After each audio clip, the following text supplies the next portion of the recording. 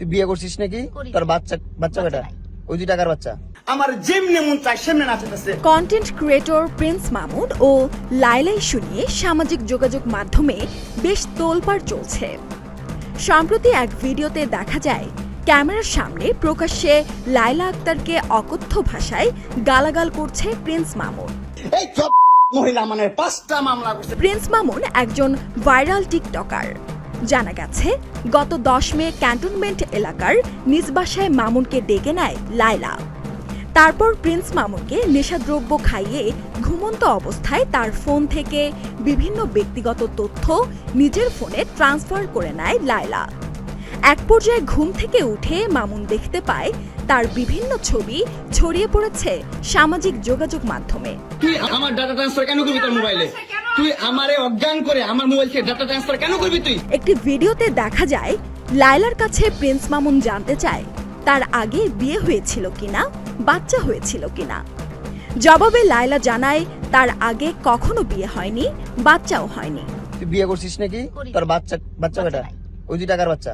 অনুসন্ধানে জানা যায় আগে লায়লা 2টি বিয়ে করেছেন। 2 স্বামী প্রশাসনিক কর্মকর্তা। তবে 2 স্বামীর সাথেই ছাড়াছাড়ি হয়ে গেছে তার।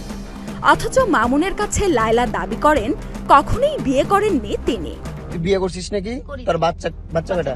লায়লা মিথ্যাচার করেছেন সন্তান নিয়েও। বাচ্চা হয়নি দাবি করলেও জানা গেছে ইনারা লায়লা ফরহাদ নামে তার এক মেয়ে আছে। অবিশ্বাস্য লাগলেও ওই মেয়ে মামুনের সমবয়সী। ও সব সময় আমার কাছে বলতো যে এটা আমার কাজিনের বাচ্চা আর আমার ভাইয়া বলি ডাকতো। ওদেরকে আমি আদর করি, ভাইয়া বোন হিসেবে আদর করি। লায়লার দাবি মামুনকে বিয়ে করেছেন তিনি। তবে মামুন বলছেন লায়লার দাবি মিথ্যা। তাকে কয়েক বছর ধরেই বিয়ের জন্য চাপ দিচ্ছেন লায়লা, কিন্তু তিনি রাজি হননি।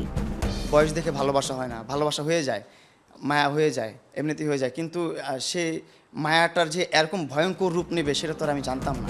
লায়লার বিয়ের সত্যতা যাচাই করতে গিয়ে দেখা যায় মামুনের সাথে তার বিয়ের একটা কাবিননামা রয়েছে, কিন্তু সেটা ভুয়া। 2022 সালে বিয়ে হয়েছে লেখা থাকলেও কাজী অফিসে গিয়ে জানা যায় ওই কাজী 2020 সালে মারা গেছেন। তার মানে মৃত ব্যক্তি পড়িয়েছেন লায়লার বিয়ে। রিপোর্ট আপনাদের এখান থেকে হয় নাই? আমাদের এখান থেকে হয় নাই। এবং আপনি যে আমার কাছে যে সিগনেচার সিল আনছেন উনি অলরেডি 2020 সালে মারা গেছে, উনি আমার বাবাই। মামুন জানান তার বিরুদ্ধে আগে 5টি মামলা দিয়েছেন লায়লা।